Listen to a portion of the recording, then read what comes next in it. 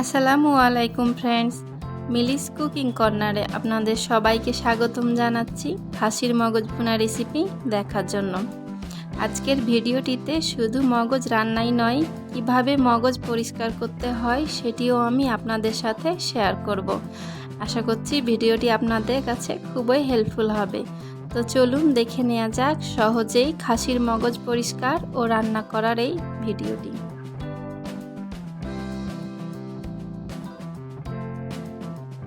খাসির মগজ যেহেতু আকারে অনেক ছোট হয়, তাই আমি এখানে 3টা খাসির মগজ নিয়েছি। এর মধ্যে আমি 2টো মগজ পরিষ্কার করে নিয়েছি, আর একটা আপনাদেরকে পরিষ্কার করে দেখাবো। মগজের উপরে যে পাতলা আবরণ থাকে সেটা টেনে তুলে আমি পরিষ্কার করে নিচ্ছি। এছাড়া রক্তনালী ও সুতার মতো যে অংশগুলো রয়েছে সেটাও আলতোভাবে টেনে পরিষ্কার করে নিব। যেহেতু মগজের পাতলা আবরণ ও রক্তনালীটা আঠালো হয়ে থাকে, তাই সহজে হাতে আটকে যায়। এটা হাত থেকে ছুটানোর জন্য হাতের কাছে একটা বাটিতে পানি রাখবেন, আর পাত্রতে হাতটা চুবিয়ে নিলে এই অংশগুলো সহজেই ছুটে যাবে। আশা করছি ভিডিওটি দেখে আপনারা সহজেই বুঝতে পারছেন কিভাবে মগজ পরিষ্কার করতে হবে। আমার এই মগজগুলো পরিষ্কার করা শেষে আমি কয়েকবার পানি দিয়ে ধুয়ে নিয়েছি। এখন মগজগুলো ছুরি দিয়ে টুকরো টুকরো করে কেটে নিব।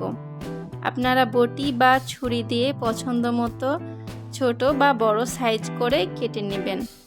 তাছাড়া চাইলে হাত দিয়েও মগজগুলো চটকে নিতে পারেন।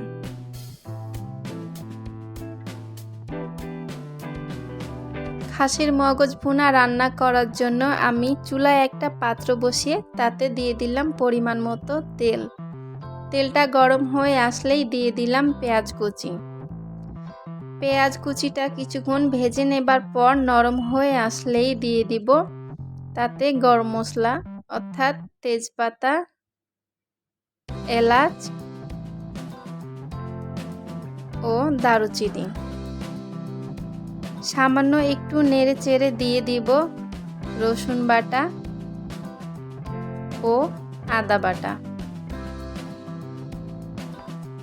বাটা মশলাগুলো কিছুক্ষণ ভেজে নেব, যেন বাটা মশলার যে একটা স্মেল থাকে সেটা চলে যায়। এরপর দিয়ে দেব হলুদের গুঁড়া, মরিচের গুঁড়া, জিরার গুঁড়া ও স্বাদ মতো লবণ। সবগুলো মশলা কিছুক্ষণ ভেজে নেবার পর সামান্য একটু পানি দিয়ে দেব, যেন মশলাটা পুড়ে না যায়।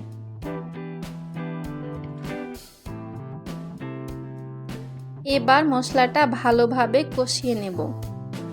তেলটা ভেসে ওঠা পর্যন্ত আমি মশলাটা কষিয়ে নেব। মশলাটা ভালোভাবে কষানো হয়ে গিয়েছে। এখন আমি এখানে পরিষ্কার করে কেটে রাখা মগজগুলো দিয়ে দিব।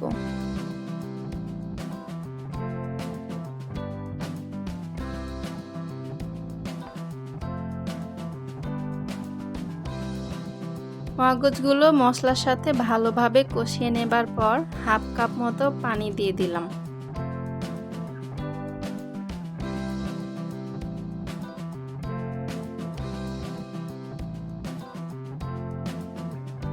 এখন পাত্রটা একটা ঢাকনা দিয়ে ঢেকে মগজগুলো আমি 10 মিনিটের মতো রান্না করব।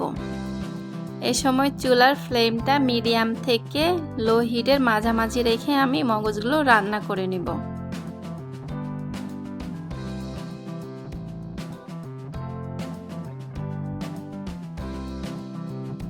ফিরে আসলাম 10 মিনিট পর। এখন আমি চুলাটা মিডিয়াম ফ্লেমে রেখে মগজগুলো ভালোভাবে ভেজে নিব। মগজগুলো ভাজা ভাজা হয়ে আসলে আমি চুলাটা অফ করে দিব। আপনারা এটা যেভাবে খেতে পছন্দ করেন সেই অনুযায়ী ভেজে নেবেন।